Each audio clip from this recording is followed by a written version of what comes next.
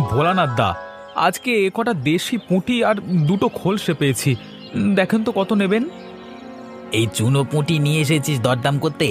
বাজারে এখন ইলিশ রুইয়ের ঢল নেমেছে, এইসব কেউ ফিরেও তাকাবে না। যা, পুরো ঝুড়ি 50 টাকা দেবো, যা। কি বলছেন দাদা? নদীতে জাল ফেলে সারা রাত জেগে এ কটা পেলাম।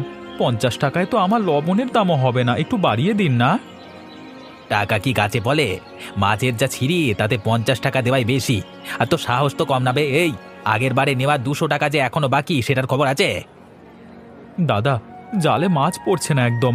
ওটা সামনের সপ্তাহে দিয়ে দেব। আজকে মাছের দামটা ঠিকঠাক দেন, ঘরে চাল নেই। এ চাল নেই তো আমি কি করবো বে? এই ধান নেওয়ার সময় তো খুব লম্পজম্প ছিল। আজকে টাকা না দিয়ে এখান থেকে এক পাও নড়বি না। আগে পাওনা শোধ কর, তারপর মাছের দরের কথা বলবি, ঠিক আছে? দাদা, আড়তের মধ্যে এভাবে চিৎকার করবেন না। লোকে দেখছে, আমি কথা দিচ্ছি দিয়ে দেব। দেখুক লোকে, চোর ছেঁচোর সব চিনে রাখুক।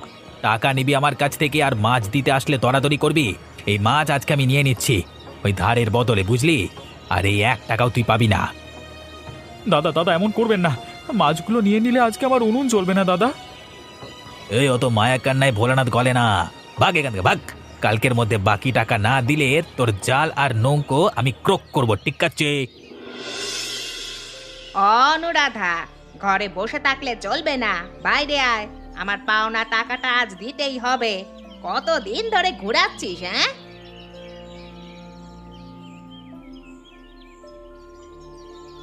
মালতী, একটু আস্তে কথা বলো।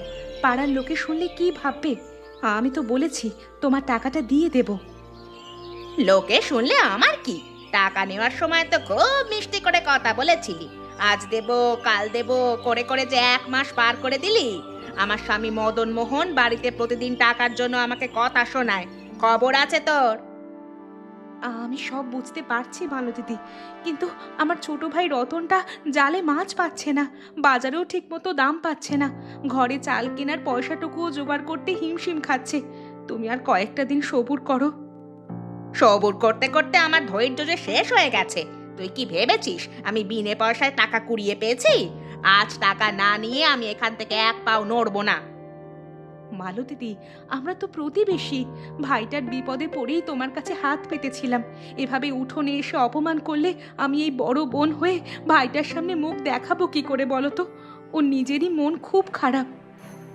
সম্মান নিয়ে কি পেট ভরে? নিজের সম্মান বাঁচাতে চাইলে ধারের টাকাটা বের কর। প্রতিদিন এই ন্যাকামি আর আমার ভালো লাগে না। সোজা আঙুলে ঘি না উঠলে আমি আঙুল বাঁকাতে জানি।